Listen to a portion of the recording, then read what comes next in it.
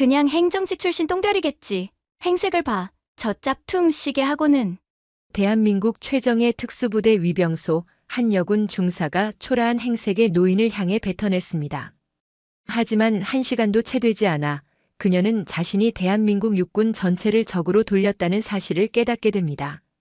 자신이 무시했던 그 노인의 전화 한 통에 별 3개를 단 군단장이 부대를 뒤집어 놓기 위해 달려오고 있었기 때문입니다. 과연 위병소의 작은 오만함이 어떻게 최정예 부대 전체를 뒤흔드는 거대한 태풍이 되었을까요? 오늘의 사연 모음집 시작하겠습니다. 6월의 마지막 토요일 오후 경기도 광주에 위치한 대한민국 육군 제7공 수특전 여단 정문 앞은 찌는 듯한 아스팔트 위로 아지랑이가 피어오를 만큼 뜨거웠다. 천마부대라는 별칭으로 불리며 육군 특수전 사령부 예하 최정예 부대로 손꼽히는 이곳의 위병소는 주말의 나른함과 군부대 특유의 삼엄한 긴장감이 기묘하게 뒤섞여 있었다. 낡은 택시 한 대가 멈춰 서고 단정하면서도 범접할 수 없는 기품이 서린 노년의 신사 박정수 옹이 내렸다. 그는 깔끔한 흰색 와이셔츠에 베이지색 면바지, 활동하기 편해 보이는 낡은 스니커즈 차림이었다. 화장기 없는 얼굴의 절반은 투박한 디자인의 검은색 선글라스가 가리고 있었다. 면회 왔습니다. 박정수 옹이 방탄 유리를 향해 말하자 안에서 스마트폰을 보던 이지훈 이병이 건성으로 대꾸했다. 신분증 주십시오. 박정수 옹은 묵묵히 지갑에서 주민등록증을 꺼내 창구 밑으로 밀어넣었다. 이 이병은 신분증을 받아들고 방문객 기록 시스템에 이름과 주민등록번호를 입력했다. 그 옆에 앉아있던 김미연 중사는 아예 대놓고 박정수 옹의 머리부터 발끝까지를 훑어내리며 시시하다는 표정을 지었다. 김미연 중사는 평소 같은 특수임무대 소속의 박하윤 하사를 못마땅하게 여기고 있었다. 박하윤 하사가 신임임에도 불구하고 뛰어난 실력을 보이자 질투심이 극에 달해 있었다. 그런데 오늘은 박하윤 하사의 면회객이 왔다고 하니 그녀의 조롱 섞인 미소는 더욱 깊어졌다. 어차피 별 볼 일 없는 할아버지일 테니 이 기회에 박하윤 하사도 함께 골려주자는 심산이었다. 특수임무대 박하윤 하사 면회. 이 이병이 방문 목적을 입력하던 순간 그의 손가락이 모니터 위에서 그대로 굳어버렸다. 방문객의 이름 옆으로 시스템에 연동된 군 내부 인물 정보가 팝업창으로 떠올랐기 때문이다. 박정수 준장. 육군본부 정책기획관실 예비역. 뭐야 이거? 이 이병의 눈이 경악으로 물들었다. 옆에서 낄낄거리던 김 중사도 모니터를 보고는 얼굴이 하얗게 질렸다. 준장. 자신들이 속한 여단의 최고 지휘관과 같은 계급. 그것도 한때 육군본부 정책기획관실의 핵심 브레인이었던 장군이었다. 심지어 예비역이라는 글자에도 불구하고 그들의 등골은 오싹했다. 두 사람은 반사적으로 자리에서 벌떡 일어나 창밖의 노신사를 다시 쳐다봤다. 시장에서 산 듯한 옷차림, 평범한 할아버지의 모습. 어디에서도 별의 위엄은 찾아볼 수 없었다. 저기, 장군님이셨습니까? 몰라 뵈어 죄송합니다. 이 이병이 당황하며 마이크에 대고 외쳤다. 그의 목소리는 황급히 예를 갖추었지만 그들의 눈빛 속에는 존경심보다는 설마 저 사람이 하는 의심과 당혹감이 가득했다. 김중사는 더했다. 그녀의 눈빛에는 방금 전까지 박정수 옹을 무시했던 자신에 대한 후회와 함께 여전히 행정직 출신 예비역 장군이 뭐가 대수냐는 오만함이 엿보였다. 괜찮다. 손녀를 보러 온 것이니 절차대로 진행하도록. 박정수 옹은 담담하게 대답했다. 그는 두 병사의 경직된 얼굴과 흔들리는 눈빛을 통해 모든 것을 꿰뚫어 보고 있었다. 예, 알겠습니다. 바로 연락드려서 내려오라고 하겠습니다. 저쪽 면회 대기실에서 잠시만 기다려주시면 감사하겠습니다. 이 이병은 허리가 부러져라 고개를 숙였다. 김중사는 마지못해 고개를 숙였지만 그녀의 입꼬리는 여전히 비웃음을 머금고 있었다. 박정수 옹은 말없이 고개를 끄덕이고 녹슨 컨테이너 박스로 발걸음을 옮겼다. 그의 모습이 컨테이너 안으로 사라지자마자 두 병사는 참았던 숨을 몰아쉬었다. 김중사가 믿을 수 없다는 듯이 속삭였다. 야, 진짜 장군 맞아? 예비역이라고는 해도 복장이 저게 뭐야? 이 이병이 고개를 저었다. 몰라요, 중사님. 시스템에 그렇게 뜨는데 어떡합니까? 근데 옷차림이 저게 뭐랍니까? 선글라스는 어디서 구했대요? 영락 없는 동네 할아버지 모습인데. 그러게. 육군본부 정책기획관실이면 뭐 맨날 책상에만 앉아있는 행정직이었겠지. 전투 한 번 안 해본 별이 무슨 별이야? 똥별이지, 똥별. 그들의 목소리는 작았지만 그 안에 담긴 경멸과 편견은 조금 전보다 더욱 노골적이었다. 알고도 무시하는 그들의 태만은 이제부터 시작이었다. 김중사는 박정수 옹이 장군이라는 사실을 확인했음에도 박하윤 하사의 중대로 연락하는 것을 의도적으로 미뤘다. 평소 박하윤 하사를 못마땅하게 여겼던 그녀에게 이번 일은 한물간 할아버지와 그 손녀를 동시에 엿먹일 수 있는 절호의 기회로 여겨졌다. 그녀에게 박정수 옹은 무서운 전투부대 지휘관이 아니라 만만한 예비역 장교일 뿐이었다. 이 이병은 김중사의 눈치를 보며 시키는 대로 할 수밖에 없었다. 푹푹 찌는 컨테이너 안에서 30분이 지나고 1시간이 다 되어갔다. 손녀가 내려오지 않자 이상함을 느낀 박정수 옹은 다시 위병소로 향했다. 창구 너머로 이 이병과 김중사는 다시 스마트폰 게임에 열중하고 있었다. 그가 다가오는 것을 보고서야 화들짝 놀라며 스마트폰을 숨겼다. 아직 연락이 안 된 건가? 박정수 옹의 목소리는 낮고 차분했다. 아, 죄송합니다, 장군님. 지금 중대 전체가 훈련 준비 때문에 통제가 잘 안 되어서 연락이 조금 늦어지는 것 같습니다. 다시 한번 확인해 보겠습니다. 이 이병은 땀을 뻘뻘 흘리며 변명했지만 그의 태도는 명백한 거짓말이었다. 김중사는 옆에서 팔짱을 낀 채 이 이병의 변명을 들으며 콧웃음을 쳤다. 박정수 옹은 그들의 연극을 더 이상 지켜볼 수 없었다. 그는 아무 말 없이 자신의 군용 스마트폰을 꺼내 단축 번호 1번을 길게 눌렀다. 두 병사는 의아한 표정으로 그를 바라봤다. 신호음이 2번 울리기 전 다급한 목소리가 들려왔다. 충성. 제5군단장 중장 이강준입니다. 장군님, 무슨 일 있으십니까? 그 순간 이 이병과 김중사의 얼굴에서 핏기가 완전히 가셨다. 군단장. 자신들의 여단장이 아니라 이 일대의 모든 부대를 지휘하는 별 3개의 최고 사령관이었다. 저 할아버지. 아니, 장군이 단축 번호 1번의 군단장을 저장해 놓은 상상조차 할 수 없는 존재였다는 사실을 깨닫는 순간이었다. 박정수 옹의 입에서 얼음장처럼 차가운 목소리가 흘러나왔다. 이강준 장군. 나 박정수 준장이네.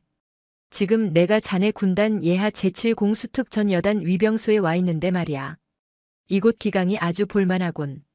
이강준 중장의 귀를 찢는 듯한 경례와 절규에 가까운 외침은 제7공수특 전 여단 위병소의 시간을 완벽하게 얼려버렸다. 방금 전까지 스마트폰 화면에 콜을 받고 있던 이지훈 이병과 저급한 농담으로 낄낄거리던 김미연 중사는 이제 허연 얼굴로 굳어버린 석상이나 다름없었다. 그들의 뇌는 눈앞의 광경을 현실로 받아들이기를 거부하고 있었다. 자신들이 만만한 행정직 똥별이라며 의도적으로 무시하고 직무를 태만했던 저 평범한 할아버지가 자신들의 군단장인 3스타 장군조차 죄인처럼 벌벌 떨게 만드는 상상조차 할 수 없는 거물이었다니. 장군님. 이 이병과 김중사의 귀에는 이강준 군단장의 목소리가 이명처럼 맴돌았다. 그들은 단순한 실수를 저지른 것이 아니었다. 장군님을 인지하고도 군의 지휘체계 그 자체를 능멸한 것이었다. 등줄기에서부터 차가운 식은땀이 폭포수처럼 흘러내렸다. 다리가 사시나무처럼 떨려 제대로 서 있는 것조차 힘들었다. 잠시 후 군단장 지휘 차량 행렬이 일으킨 소란을 뒤늦게 보고받은 제7공수특전 여단 지휘통제실이 발칵 뒤집혔다. 위병소 CCTV를 통해 자신들의 직속 상관인 군단장이 신원 미상의 노인 앞에서 고개를 조아리는 충격적인 장면을 파악한 당직 사령은 얼굴이 새파랗게 질려 즉시 여단장에게 직보했다. 보고를 받은 치려단장 최재원 준장은 의자에서 벌떡 일어났다. 뭐? 제5군단장 이강준 중장님께서 우리 부대 위병소에 와 계시다고. 그것도 헌병대까지 대동해서? 이유는? 그것이 신원 미상의 노인 민간인 한 분 앞에서 고개를 숙이고 계십니다. 그 노인분이 혹시 박정수 장군님이신 것 같습니다. 최재원 준장의 머릿속이 하얗게 비어버렸다. 박정수 준장. 육군 내에서 독사박으로 불리며 감찰 참모 시절 성역 없이 비리를 척결했던 입지전적인 인물. 현재는 예비역이지만 여전히 군의 큰 어른이자 존경받는 인물이었다. 그런 거물이 그것도 아무런 예고 없이 자신의 부대 위병소에 나타났다는 사실만으로도 심장이 멎을 것 같았다. 그런데 직속 상관인 군단장이 그 앞에서 죄인처럼 벌벌 떨고 있다니. 이것은 보통 심각한 문제가 아니었다. 최재원 준장은 관모를 챙겨들 겨를도 없이 맨머리로 뛰쳐나갔다. 주임원사와 작전 참모 등 지휘부 핵심 간부들이 혼비백산하여 그의 뒤를 따랐다. 여단 본부에서 위병소까지는 차로 2분 거리. 그 2분이 최 준장에게는 영원처럼 느껴졌다. 비켜! 비켜!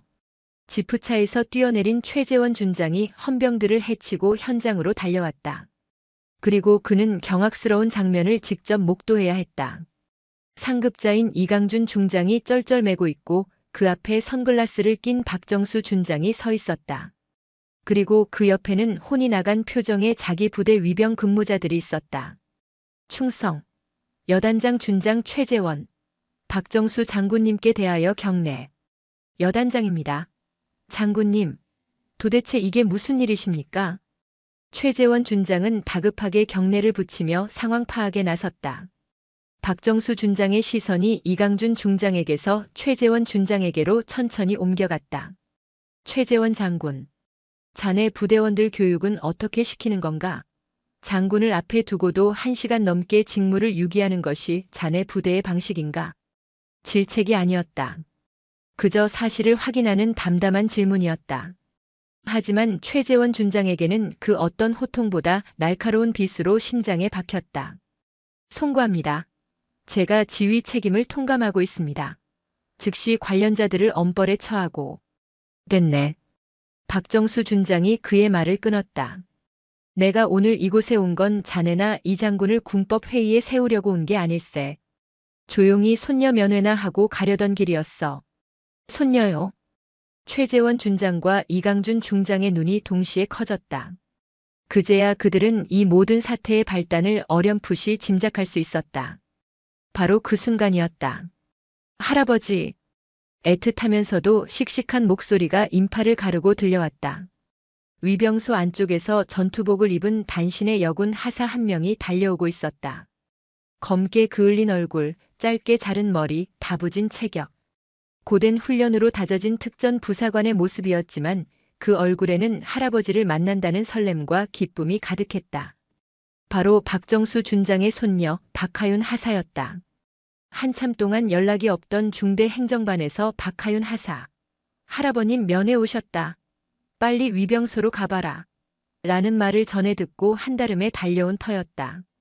그녀는 위병소 앞에 군단장과 여단장의 지휘 차량이 질비하고 2명의 장군을 비롯한 수십 명의 장병들이 도열해 있는 살벌한 풍경을 보고는 의아한 표정을 지었다.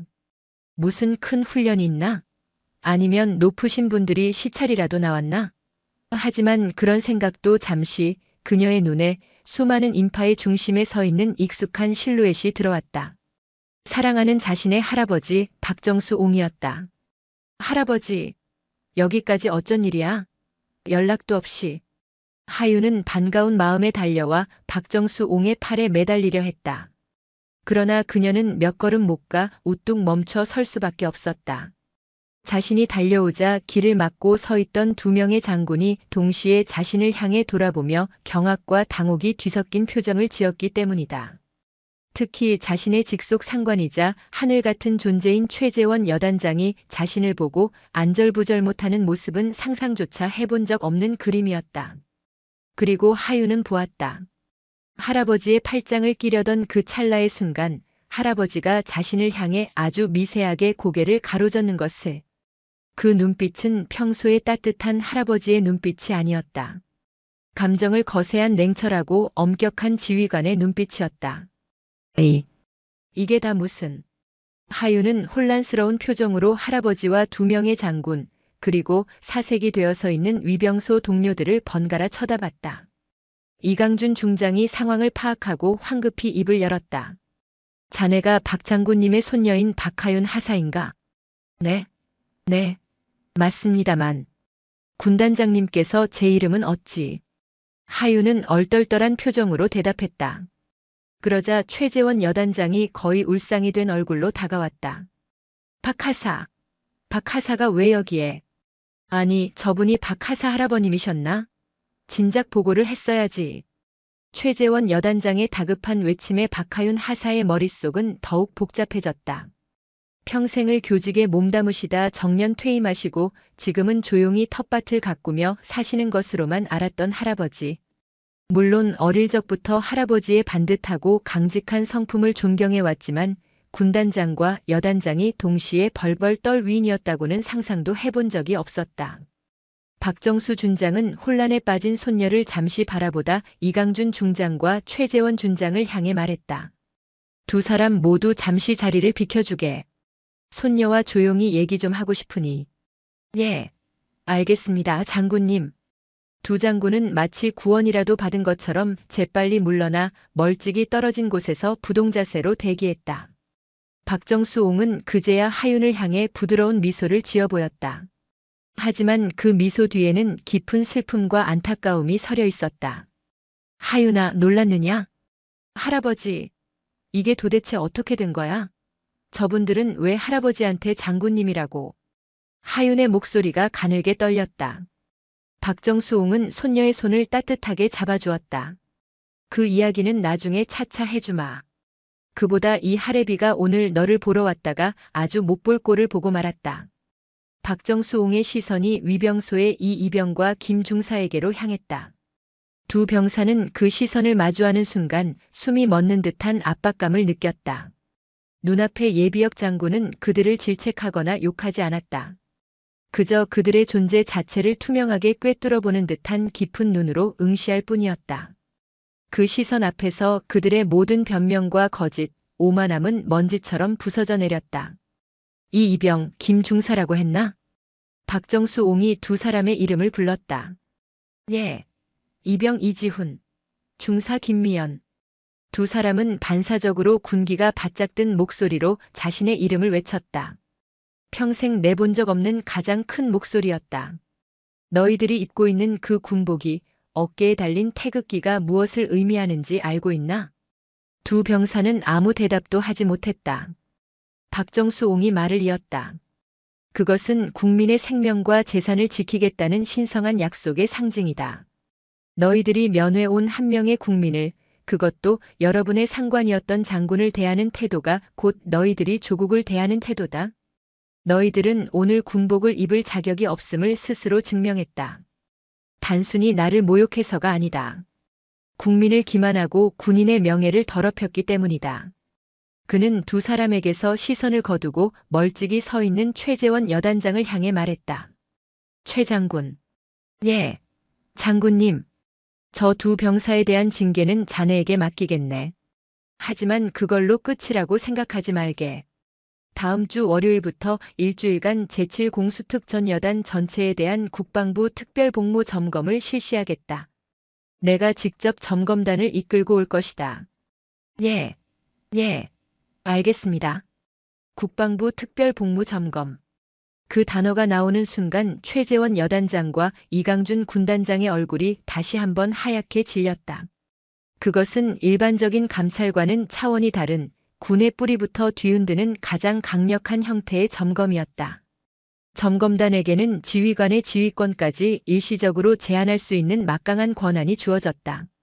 박정수 준장이 직접 점검단을 이끈다는 것은 이번 사태를 결코 좌시하지 않고 7여단, 나아가 5군단 전체의 기강 해이 문제를 뿌리 뽑겠다는 강력한 의지의 표명이었다. 모든 것이 자신의 할아버지 한 사람으로 인해 벌어지고 있다는 사실을 깨달은 박하윤 하사는 입술을 깨물었다. 할아버지에게 자랑스러운 군인의 모습을 보여주고 싶었는데 오히려 가장 부끄럽고 끔찍한 군의 치부를 드러내는 현장의 중심에 서게 된 것이다. 그녀는 죄스러움에 고개를 들 수 없었다. 박정수 준장은 손녀의 그런 마음을 읽은 듯 하윤의 어깨를 가볍게 두드려 주었다. 하윤아, 고개 들어라. 내 잘못이 아니다. 썩은 부부는 도려내야 새살이 돋는 법이다. 너는 내 자리에서 묵묵히 임무를 수행하는 것이 이 할애비를 돕는 것이다. 알겠느냐? 네. 할아버지. 그제야 하유는 천천히 고개를 들었다. 그녀의 눈에는 눈물이 그렁했지만 이전보다 훨씬 더 단단한 결의가 서려 있었다. 박정수 준장은 마지막으로 위병소에 굳어있는 두 병사를 향해 한마디를 남기고 돌아섰다. 너희들은 오늘 한 사람의 할아버지를 무시한 것이 아니라 너희들이 지키겠다고 맹세한 대한민국 국민과 군의 지휘 체계를 버린 것이다. 그 의미를 뼈에 새기도록 해라.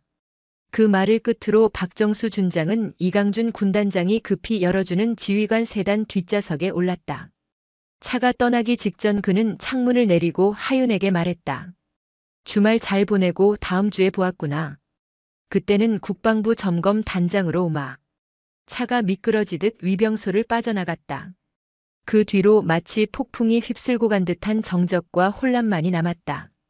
이강준 군단장과 최재원 여단장은 넋이 나간 표정으로 차가 사라진 방향을 바라보았고 박하윤 하사는 착잡한 심정으로 그리고 이병과 김중사는 세상이 끝난 듯한 절망적인 표정으로 그 자리에 망부석처럼 서 있었다. 대한민국 최정예 특수부대 제7공수특전 여단의 사상 초유의 피바람을 예고하는 폭풍전야의 순간이었다. 박정수 준장이 탄 검은색 세단이 시야에서 완전히 사라진 후에도 제7공수특전 여단 위병소의 공기는 여전히 얼어붙어 있었다. 그 중심에는 군단장 이강준 중장과 여단장 최재원 준장이 있었다. 두 명의 장성은 마치 죄인처럼 뻣뻣하게 굳어 감히 먼저 입을 열 엄두도 내지 못했다. 그들의 시선은 허공을 헤맸고 이마에 맺힌 식은땀은 6월의 햇살 아래도 마를 줄 몰랐다.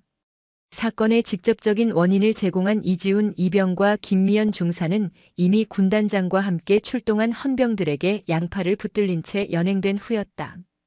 그들의 얼굴에서는 모든 색이 사라져 살아있는 사람이라기보다는 밀랍 인형에 가까워 보였다. 그들은 이제 더 이상 평범한 군 생활로 돌아갈 수 없음을, 아니 어쩌면 인생 전체가 그날 그 시간부로 끝장나 버렸음을 직감하고 있었다. 한참의 침묵 끝에 먼저 입을 연 것은 이강준 중장이었다. 그는 한숨을 깊게 내쉬며 최재원 준장을 돌아보았다. 그의 눈에는 분노와 자책, 그리고 일말의 동정심이 복잡하게 뒤섞여 있었다. 최 장군, 이 일을 어찌하면 좋겠나?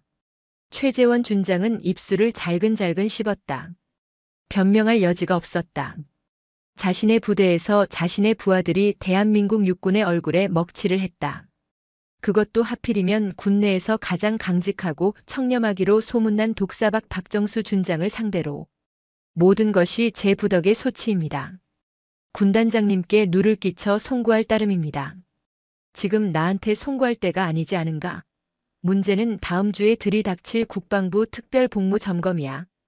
이강준 중장의 목소리가 격앙되었다.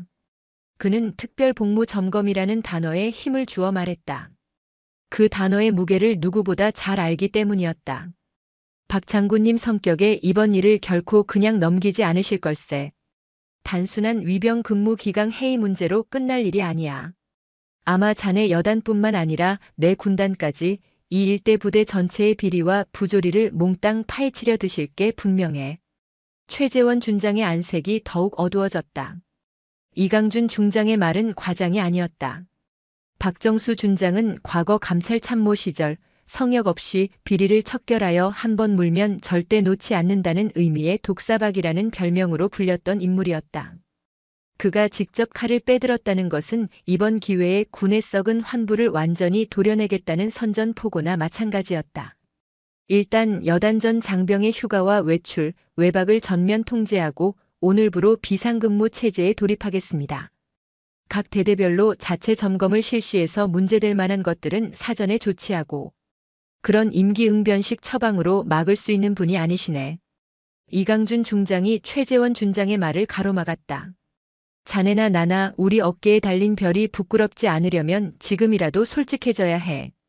골마 터지기 전에 우리가 먼저 살을 째야 한다는 말일세. 그는 잠시 말을 멈추고 하늘을 올려다보았다. 마치 자신의 결심을 하늘에 묻는 듯 했다. 나부터 내 군단부터 정리하겠네. 자네도 준비하게. 이번 점검은 우리 둘의 목이 날아갈 수도 있는 아주 혹독한 겨울이 될 걸세. 그 말을 남기고 이강준 중장은 자신의 차에 올랐다. 그의 얼굴에는 모든 것을 체념한 듯한 비장함이 서려 있었다. 최재원 준장은 멀어지는 군단장의 차를 보며 마른 침을 삼켰다. 이제 피할 곳은 없었다. 거대한 폭풍의 눈 한가운데로 그는 스스로 걸어 들어가야만 했다. 한편 그 시각 특수임무대 생활관으로 돌아온 박하윤 하사는 혼란스러운 마음을 감출 수 없었다. 중대장과 행정보급관은 그녀를 보자마자 달려와 괜찮으냐고 물었지만 하윤은 무슨 말로 대답해야 할지 알 수 없었다. 위병소에서 벌어진 일은 특급 비상이라는 꼬리표와 함께 순식간에 부대 전체로 퍼져나갔고 이제 그녀는 단순히 빡센 신참 하사가 아니라 원스타 장군을 할아버지로 둔 절대로 건드려서는 안 될 인물이 되어 있었다. 동료 부사관들은 그녀를 대하는 태도가 180도 달라졌다. 이전까지는 은근히 무시하거나 경쟁 상대로 여기던 선임들은 이제 그녀의 눈치를 살폈고 동기들은 부러움과 시기심이 뒤섞인 미묘한 표정으로 그녀를 대했다. 하윤은 그런 변화가 숨막히게 불편했다. 그녀는 오로지 자신의 실력과 노력으로 인정받고 싶었지 할아버지의 후광을 얻고 싶지는 않았다. 박 하사 괜찮아? 많이 놀랐지? 중대 유일한 여군 선임이었던 강민정 중사가 다가와 어깨를 두드리며 물었다. 그녀는 평소 하윤을 못마땅하게 여기며 사사건건 트집을 잡던 인물이었다. 괜찮습니다, 강 중사님. 하윤은 애써 담담하게 대답했다. 이야, 나는 정말 몰랐네. 박 하사 할아버님이 그런 대단한 분이실 줄은. 어쩐지 처음 봤을 때부터 포스가 남다르다 했어. 우리 박 하사, 이제 아무도 못 건드리겠네. 든든한 백이 생겼으니 말이야. 강민정 중사의 말에는 가시가 돋았다. 그것은 위로가 아니라 교묘하게 비꼬는 질투였다. 하윤은 주먹을 꽉 쥐었다. 나는 그런 걸 원한 게 아니야. 그녀는 소리치고 싶었지만 꾹 참았다. 지금은 감정을 드러낼 때가 아니었다. 할아버지가 말씀하셨다. 내 자리에서 묵묵히 임무를 수행하는 것이 이 할애비를 돕는 것이다라고. 하윤은 그 말을 가슴에 새겼다. 그날 오후부터 치려다는 그야말로 지옥으로 변했다. 여단장의 지시로 모든 장병의 휴가와 외출이 금지되었고 전부대는 비상근무 체제에 들어갔다. 간부들은 퇴근도 하지 못한 채 밤새도록 서류와 씨름했고 병사들은 하루 종일 관물대 정리와 청소, 각종 훈련 준비에 내몰렸다. 부대 전체에 팽팽한 긴장감이 감돌았고 모두의 얼굴에는 짜증과 불안감이 역력했다. 그리고 그 모든 불만의 화살은 은밀하게 박하윤 하사에게로 향했다. 아, 진짜 박하윤 하사 때문에 이게 무슨 고생이냐? 그러게 말이다. 무슨 장군 손녀가 특전사는 왜 와가지고 그냥 곱게 잘할 것이지. 다음 주에 국방부 점검까지 나온다며? 이제 다 죽었다 우리. 수군거림은 그림자처럼 그녀를 따라다녔다. 그녀는 하루아침에 부대의 평화를 깨트린 요주의 인물이 되어버렸다. 하윤은 꿋꿋하게 버티려 애썼지만 동료들의 싸늘한 시선과 노골적인 따돌림 속에서 점점 위축되어 갔다. 훈련장에서도 그녀는 철저히 고립되었다. 아무도 그녀와 파트너가 되려 하지 않았고 교관들조차 그녀를 어떻게 대해야 할지 몰라 어색한 거리를 두었다. 내가 정말 이 부대에 계속 있어도 되는 걸까?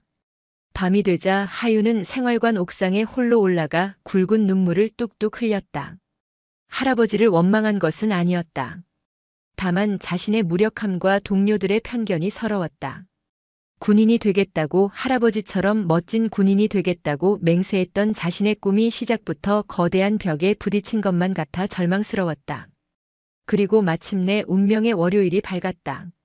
아침부터 제7공수특 전 여단 정무는 경계 태세에 돌입했다. 여단장 최재원 준장을 비롯한 모든 간부가 정문 앞에 도열하여 국방부에서 출발한 점검단을 맞이할 준비를 하고 있었다.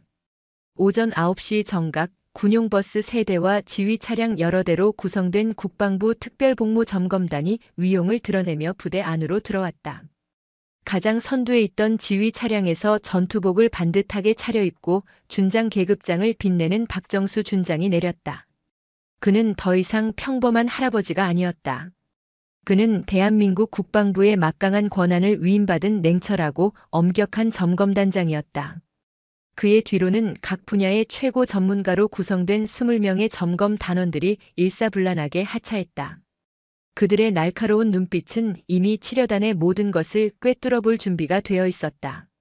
충성. 여단장 준장 최재원 외 35명. 국방부 특별복무점검 단장께 대하여 경례. 최재원 준장이 목청이 터져라 구호를 외쳤다. 박정수 준장은 가볍게 경례를 받고는 아무런 말 없이 도열한 간부들을 천천히 훑어보았다. 그의 시선이 닿는 곳마다 간부들은 저도 모르게 마른 침을 삼켰다. 보고는 생략한다. 지금부터 일주일간 이곳 여단은 나의 지휘 통제하에 들어간다. 여단장은 점검 활동에 대한 모든 지원을 책임지고 그 외에 어떠한 지휘 활동도 해서는 안 된다. 알겠나? 예, 알겠습니다. 박정수 준장은 곧바로 점검단에게 지시를 내렸다.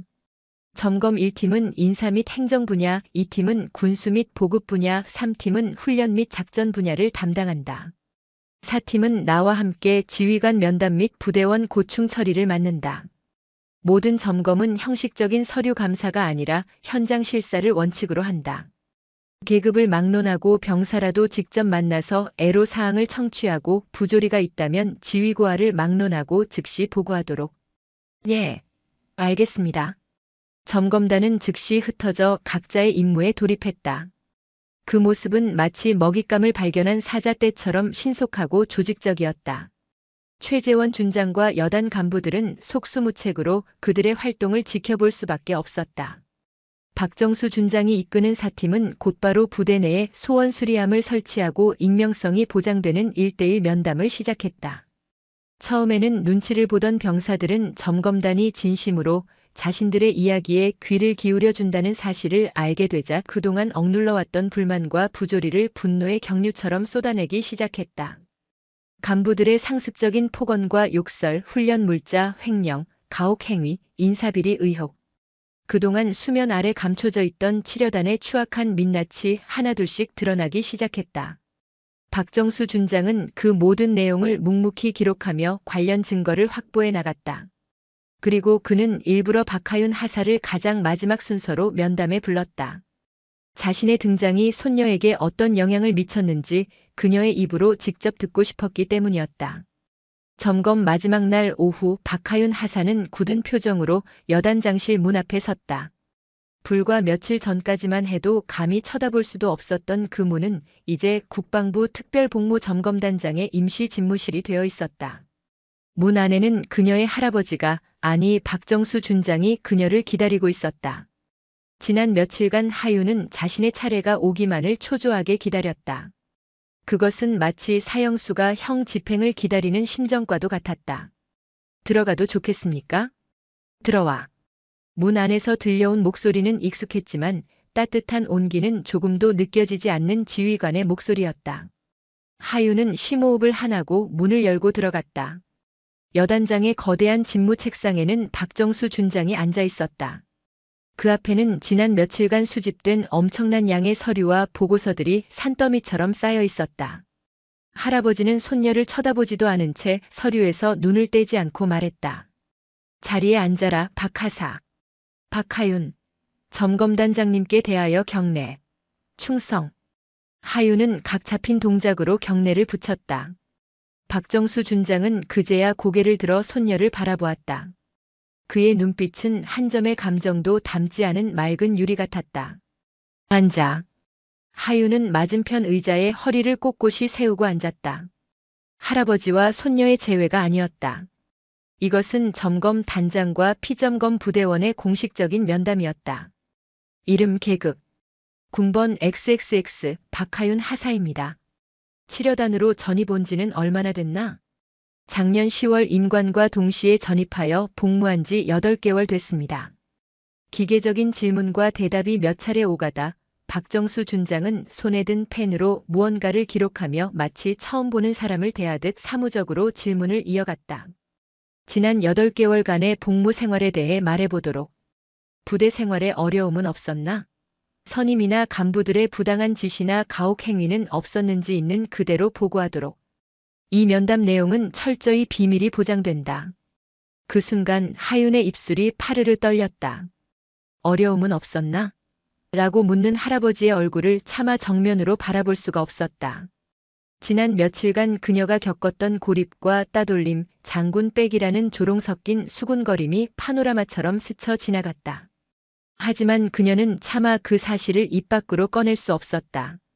이 모든 것이 결국 할아버지 때문에 시작된 일이라고 원망하는 것처럼 보일까봐 두려웠다. 없었습니다. 하윤은 겨우 목소리를 쥐어짰다. 박정수 준장의 펜이 허공에서 멈칫했다. 그는 천천히 펜을 내려놓고 의자에 깊숙이 몸을 기댄 채 손녀를 뚫어지게 바라보았다. 다시 묻겠다, 박하사. 정말 아무 문제도 없었나? 그의 목소리는 여전히 평온했지만 그 안에는 모든 것을 꿰뚫어보는 듯한 날카로움이 담겨 있었다. 하윤은 더 이상 버틸 수가 없었다. 꾹꾹 눌러 참았던 서러움과 분노, 억울함이 한꺼번에 터져나왔다. 그녀의 눈에서 굵은 눈물 방울이 뚝뚝 떨어지기 시작했다. 힘들었습니다. 모든 것이 힘들었습니다. 제가 원했던 건 이런 게 아니었습니다. 저는 할아버지의 이름이나 계급이 아니라 제 실력으로, 제 노력만으로 이곳에서 인정받고 싶었습니다. 그런데 이제 저는 박하윤 하사가 아니라 그냥 박정수 장군 손녀일 뿐입니다. 동기들은 저를 질투하고 선임들은 저를 불편해합니다. 부대의 모든 문제의 원인이 저인 것처럼 모두가 저를 손가락질합니다. 아무도 저와 함께 훈련하려 하지 않고 아무도 제게 말을 걸지 않습니다. 저는 이 부대에서 유령 같은 존재입니다. 하윤은 흐느끼며 그동안 가슴에 담아두었던 모든 말을 쏟아냈다. 할아버지의 개입이 자신을 더 깊은 수렁으로 밀어넣었다는 원망 섞인 진실이었다. 박정수 준장은 말없이 손녀의 울음을 듣고 있었다. 그의 얼굴은 여전히 무표정했지만 책상 아래에서 꽉 쥔 두 주먹은 미세하게 떨리고 있었다. 가슴이 미어지는 듯한 고통이 밀려왔다. 자신이 손녀를 지키기 위해 휘두른 칼이 오히려 손녀에게 더 깊은 상처를 입혔다는 사실을 확인하는 순간이었다. 하윤의 울음이 잦아들자 박정수 준장은 자리에서 일어나 창가로 걸어갔다. 창밖으로 치려단의 연병장이 내려다 보였다. 그는 한참 동안 연병장을 바라보다 등을 돌린 채 입을 열었다. 미안하다. 그의 목소리는 잠겨 있었다. 이 할애비가 생각이 짧았다. 너의 자부심과 명예를 지켜주지 못했다. 하지만 하윤아, 이것만은 알아다오. 썩은 나무는 스스로를 치유하지 못한다. 때로는 외부의 강한 충격이 필요하고 그 과정에서 주변의 생살이 다치는 아픔도 감수해야만 하는 법이다. 그는 다시 하윤에게로 돌아섰다. 그의 눈은 붉게 충혈되어 있었다. 너에게 씌워진 장군 손녀라는 멍에 이 할애비가 직접 벗겨주마.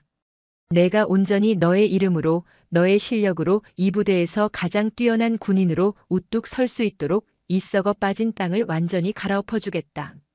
그러니 너는 조금만 더 버텨다오. 이 할애비를 믿고. 그것은 할아버지가 손녀에게 하는 약속이자 장군이 부하에게 하는 맹세였다. 하윤은 눈물을 닦고 결연한 표정으로 고개를 끄덕였다. 그날 저녁 박정수 준장은 치려단장 최재원 준장과 5군단장 이강준 중장을 포함한 일대 지휘관들을 모두 여단장실로 소집했다. 무거운 침묵 속에서 박정수 준장은 책상 위에 쌓인 서류 중 하나를 집어들었다. 최재원 준장. 예. 장군님. 자네 여단 예하 11대대 보급관 박민우 상사가 지난 2년간 유류 5,000리터를 빼돌려 민간에 팔아넘긴 사실 알고 있었나? 최재원 준장의 얼굴이 하얗게 질렸다. 몰랐습니다. 몰랐다고. 박정수 준장의 목소리는 조용했지만 그 어떤 고함보다 날카롭게 심장을 찔렀다. 그는 다음 서류를 집어들었다. 13대대 김영진 중대장이 습관적으로 부하들에게 폭언과 인격 모독을 일삼고 심지어 신임 하사들에게 자신의 빨래와 사적 심부름까지 시켰다는 수십 건의 증언이 확보됐다. 이 사실은 처음 듣는 이야기인가? 네. 처음 듣는 이야기입니다. 최재원 준장의 목소리가 기어들어갔다. 박정수 준장은 보고서를 하나씩 테이블 위로 던지며 지난 일주일간 밝혀낸 비리들을 하나씩 읊었다. 훈련 장비 부실 관리, 허위, 초과 근무 수당 청구, 특정 부사관 진급 심사 비리 의혹. 심지어 병사들의 부식으로 나온 고기와 우유를 빼돌려 근처 식당에 팔아넘긴 행정보급관의 만행까지. 그 내용은 충격적이다 못해 참담했다. 제7공수특 전 여단. 겉보기엔 최정의 특수부대였지만 그 속은 온갖 비리와 부조리로 썩어 문드러져 있었던 것이다. 모든 보고를 마친 박정수 준장은 싸늘한 눈으로 최재원 준장을 바라보았다. 이 모든 것이 자네 부대에서 일어난 일이다. 그런데도 자네는 몰랐다. 처음 듣는다고 말하는가.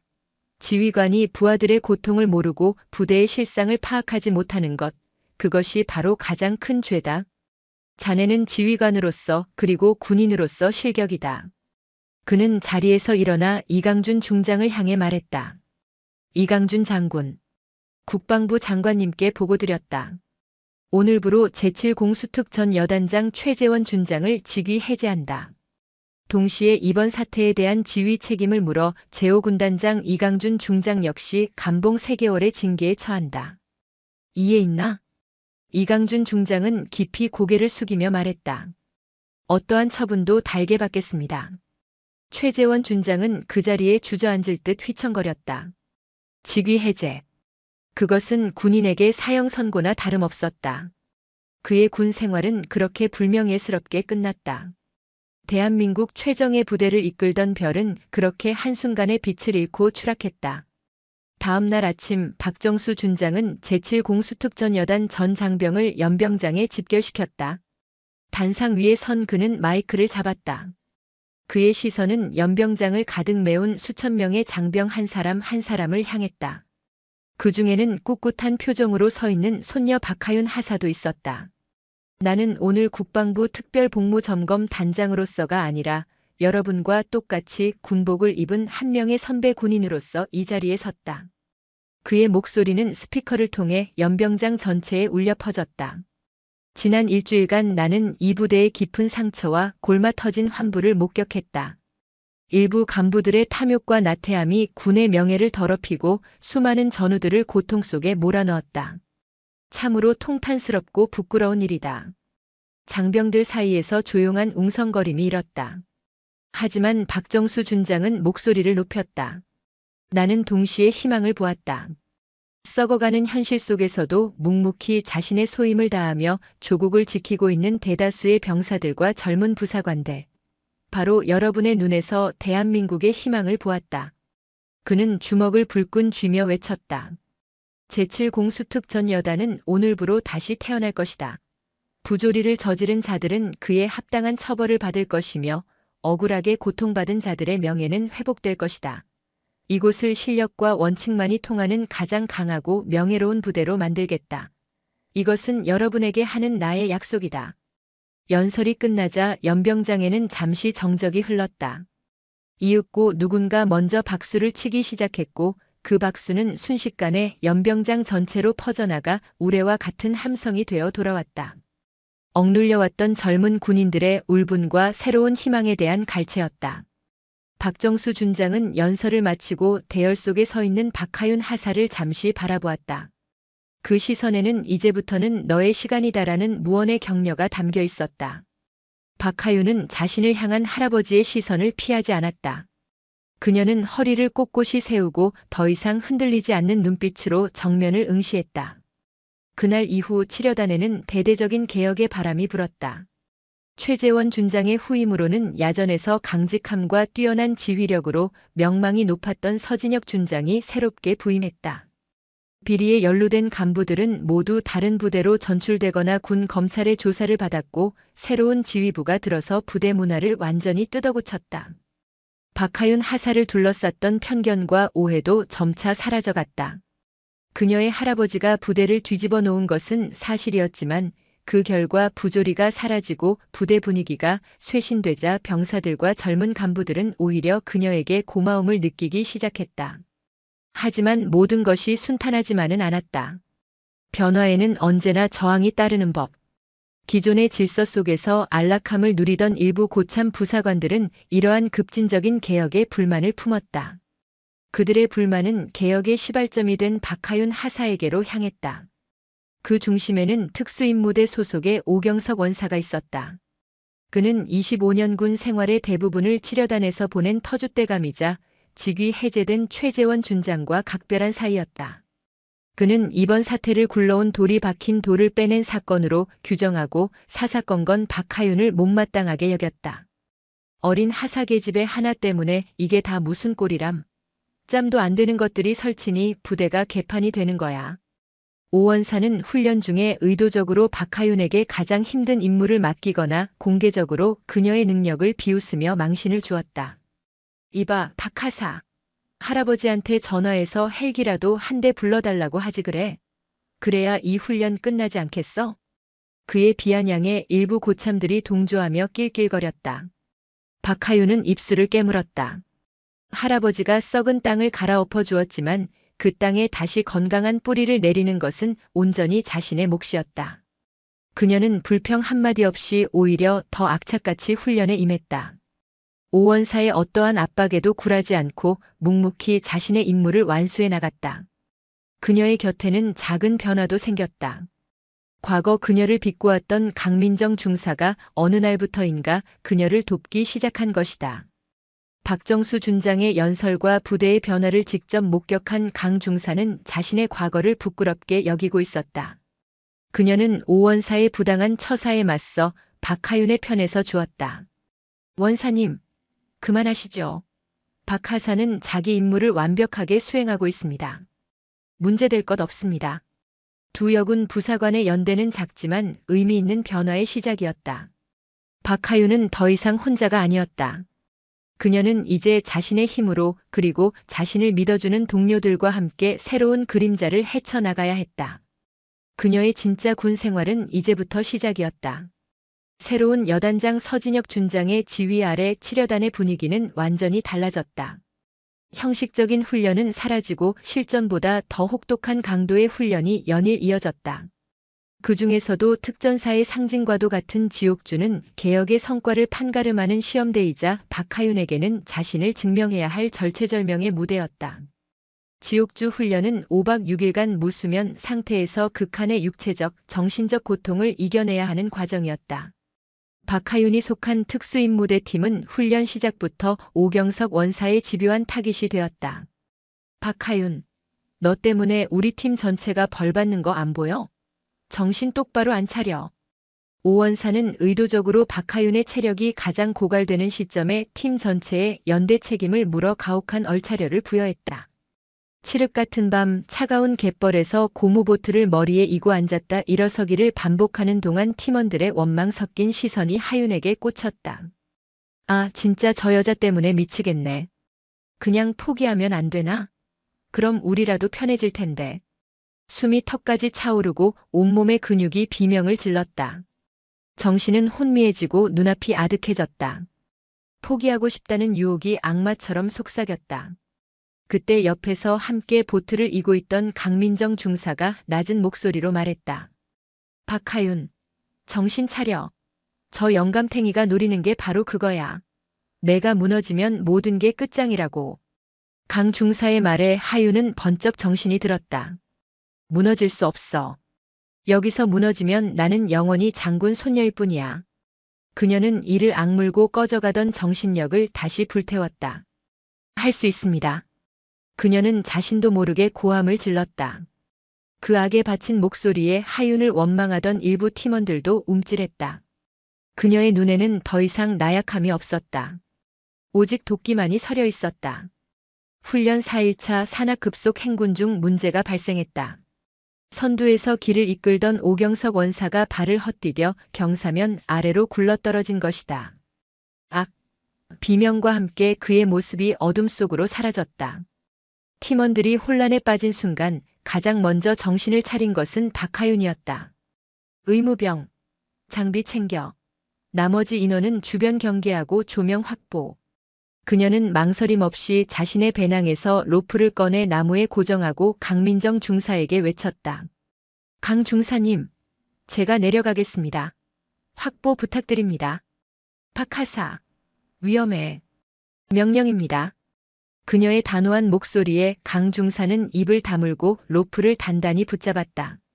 하윤은 한치의 망설임도 없이 어두운 경사면 아래로 몸을 던졌다. 10여 미터 아래 오원사는 나무 뿌리에 다리가 걸린 채 고통스럽게 신음하고 있었다. 오른쪽 발목이 비정상적으로 뒤틀려 있었고 이마에서는 피가 흘러내렸다. 하윤은 신속하게 접근해 그의 상태를 살폈다. 다행히 의식은 있었지만 발목 골절이 심각해 보였다. 원사님, 정신 차리십시오. 박하윤 하사입니다. 박하사. 오원사는 고통과 당혹감이 뒤섞인 눈으로 그녀를 바라보았다. 자신을 그토록 증오하던 눈앞의 어린 하사가 자신의 목숨을 구하기 위해 한달음에 달려온 것이다. 하윤은 능숙한 솜씨로 오원사의 부상 부위를 부목으로 고정하고 지혈했다. 무선으로 상황을 보고하고 구조를 요청하는 그녀의 목소리는 침착하고 흔들림이 없었다. 위기 상황에서 보여준 그녀의 판단력과 행동력은 베테랑 부사관 못지않았다. 구조 헬기가 도착하기까지 남은 30분은 영원처럼 길게 느껴졌다. 차가운 밤 공기 속에서 침묵이 흘렀다. 먼저 입을 연 것은 오원사였다. 왜 그랬나? 내가 자네를 어떻게 대했는지 알면서. 하윤은 어둠 속에서 타오르는 모닥불을 바라보며 담담하게 대답했다. 원사님은 제 상급자이자 함께 작전하는 전우이기 때문입니다. 전장에서는 개인적인 감정보다 임무와 전우의 안전이 우선이라고 배웠습니다. 그녀의 대답에 오원사는 아무 말도 할 수 없었다. 전우. 그가 군 생활 내내 입에 달고 살았던 그러나 어느 순간부터 잊고 있었던 단어의 무게가 가슴을 짓눌렀다. 그는 그저 자신의 기득권과 자존심을 지키기 위해 어린 부하를 핍박했을 뿐이다. 부끄러움이 파도처럼 밀려왔다. 이윽고 헬기 소리가 가까워지고 구조대가 내려왔다. 오원사는 들것에 실려 올라가기 직전 하윤의 손을 붙잡았다. 그의 거친 손에는 힘이 실려 있었다. 미안했다. 그리고 고맙다, 박하사. 그것은 진심이었다. 절벽 아래 차가운 어둠 속에서 두 군인의 얼어붙었던 마음이 비로소 녹아내리고 있었다. 오경석 원사의 구조작전은 다음날 부대 전체에 알려졌다. 단순한 사고가 아니었다. 위기 상황에서 보여준 박하윤 하사의 침착한 리더십과 살신성인의 정신은 많은 이들에게 깊은 감명을 주었다. 특히 당시 현장에 있던 팀원들의 생생한 증언이 더해지면서 이야기는 영웅담처럼 퍼져나갔다. 박하사 진짜 장난 아니더라. 오원사님 떨어지자마자 눈빛부터 바뀌는데 완전 지휘관인 줄 알았어. 로프 타고 내려갈 때 진짜 멋있었음. 여자가 아니라 그냥 최고의 군인이었어. 그녀를 향한 수군거림은 더 이상 장군 손녀에 대한 질투가 아니었다. 그것은 한 명의 뛰어난 군인에 대한 경외와 존경으로 바뀌어 있었다. 동기들은 그녀를 진심으로 따르기 시작했고 선임들은 그녀의 능력을 인정하며 더 이상 백을 운운하지 않았다. 병원에서 치료를 받고 복귀한 오원사의 변화는 가장 극적이었다. 그는 전 부대원이 모인 아침 점호 시간 단상 위로 올라갔다. 전체 주목. 내가 이 자리에서 여러분에게 할 말이 있다. 그는 지난 자신의 과오를 솔직하게 인정하고 자신을 구해준 박하윤 하사에게 공개적으로 감사를 표했다. 그리고 모든 장병 앞에서 그녀를 향해 거수 경례를 붙였다. 박하윤 하사. 당신은 나의 생명의 은인이자 내가 존경하는 최고의 전우다. 고맙다. 최고참 원사가 신임 하사에게 보내는 최고의 경의. 그 모습을 지켜보는 모든 장병들의 가슴이 뜨거워졌다. 그날 이후 치료단에서 박하윤은 새로운 별명으로 불리기 시작했다. 강철의 하윤. 어떠한 압박과 위기에도 꺾이지 않는 강인한 정신력과 실력을 갖춘 군인이라는 의미였다. 그녀는 더 이상 누군가의 손녀가 아니었다. 자신의 이름, 오롯이 박하윤이라는 이름 석자로 부대원들의 마음속에 깊이 각인된 것이다. 할아버지가 갈아엎은 썩은 땅 위에서 그녀는 마침내 자신의 힘으로 강철 같은 뿌리를 내리는 데 성공했다. 1년 후 제7공수특 전 여단은 완전히 다른 부대가 되어 있었다. 서진혁 여단장의 개혁과 박정수 준장이 뿌린 씨앗은 성공적으로 열매를 맺었다. 부조리는 사라졌고 실력과 전우애만이 존재하는 대한민국 최강의 특수부대로 거듭났다. 박하윤 하사는 그 변화의 중심에 있었다. 강철의 하윤이라는 별명에 걸맞게 그녀는 모든 훈련에서 발군의 기량을 선보이며 후배들에게는 존경의 대상, 선배들에게는 가장 믿음직한 파트너로 자리매김했다. 그녀의 곁에는 든든한 동료 강민정 중사가 있었고 과거의 악연을 씻어낸 오경석 원사는 이제 그녀의 가장 든든한 조력자이자 멘토가 되어주었다. 그리고 그해 가을 특전사 최고의 팀을 가리는 탑팀 선발대회가 열렸다. 각 여단을 대표하는 최정예 요원들이 모여 자웅을 겨루는 특전사 최고의 영예가 걸린 대회였다. 박하윤은 치려단 대표팀의 일원으로 당당히 출전했다. 대회는 지옥주를 방불케 할 만큼 혹독했다.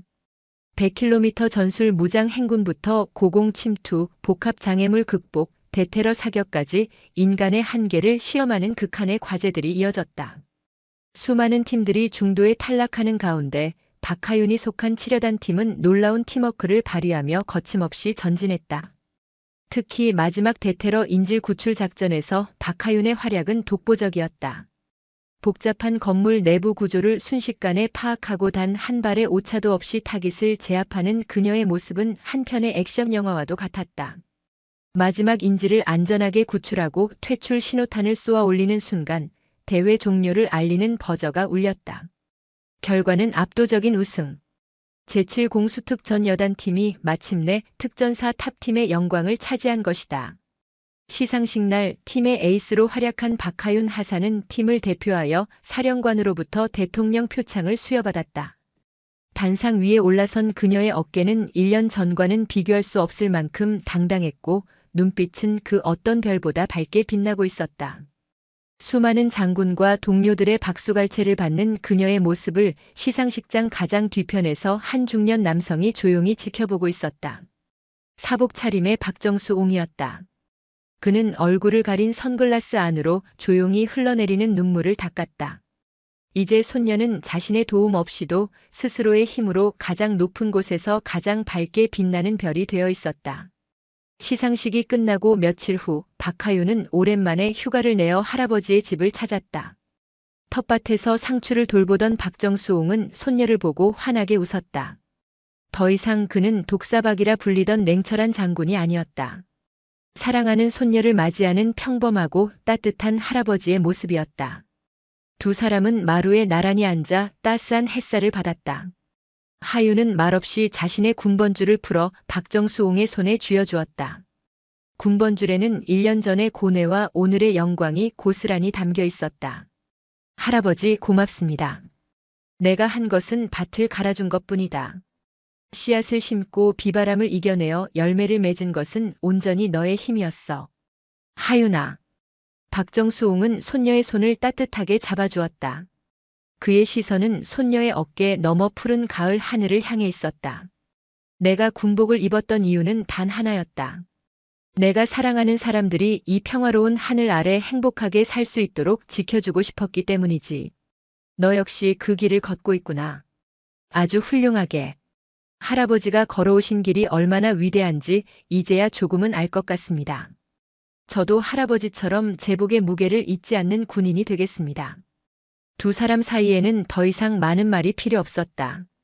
할아버지의 어깨에 빛나던 하나의 별 그리고 손녀의 가슴 속에서 이제 막 떠오르기 시작한 또 하나의 별.